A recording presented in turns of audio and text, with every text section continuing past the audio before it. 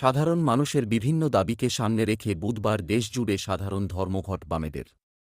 আর এই ধর্মঘটকে সামনে রেখে সকাল থেকে বিভিন্ন জায়গায় অবরোধ বিক্ষোভ, তারই সাথে মেদিনীপুর শহরের কেরানীতলায় পথ অবরোধ করে রাস্তায় ফুটবল খেলল বন্ধ সমর্থনকারীরা। সকাল থেকেই শহর জুড়ে মিছিল, সভা, পথ অবরোধের মধ্যে দিয়ে বন্ধ সফল করার আন্দোলন চালিয়ে যাচ্ছেন বন্ধ সমর্থনকারীরা। তারই মাঝে দেখা গেল এই চিত্র।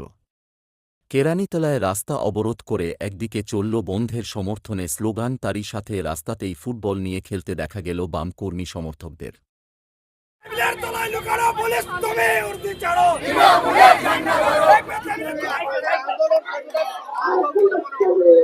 আমরা তো রাস্তায় আছি, আমরা রাস্তায় থাকবো, কিন্তু আমরা দেখতে পাচ্ছি যখন গোটা দেশের বিভিন্ন কৃষকদের মারা, শ্রমিকদের মানা, মহিলাদের উপর নির্যাতন, শিক্ষাক্ষেত্রে বিভিন্নভাবে নানা রকম কাজকর্ম করা হচ্ছে, তার বিরুদ্ধে যখন আমরা রাজপথে নেমে আছি, তখন এই মমতার তৃণমূল সরকারের দলদাস পুলিশ আমাদের বিভিন্ন জায়গা থেকে সরাবার চেষ্টা করে যাচ্ছে।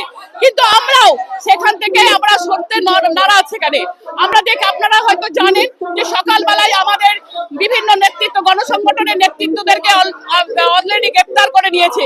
কিন্তু আপনারা উদ্দীপনাটা দেখুন, এখনো পর্যন্ত অসংখ্য মানুষ রাস্তায় নেমে আছে, যারা এই প্রতিবাদ প্রতিরোধের মধ্যে তারা সঠিকভাবে এই ধর্মঘটকে সফল করার জন্য তারা রাস্তায় আছে। এবং আমরা রাস্তায় থাকবো, যতভাবেই আমাদেরকে থামানোর চেষ্টা করা হোক না কেন, আমরা এর প্রতিবাদ প্রতিরোধে থাকবোই, থাকবো এবং আগামী দিনেও থাকবোই। স্কুলের অভিভাবকদের অভিযোগ যে তাদের বাচ্চাদেরকে স্কুলে ঢুকতে বাধা দিচ্ছিল যারা সমর্থনকারী।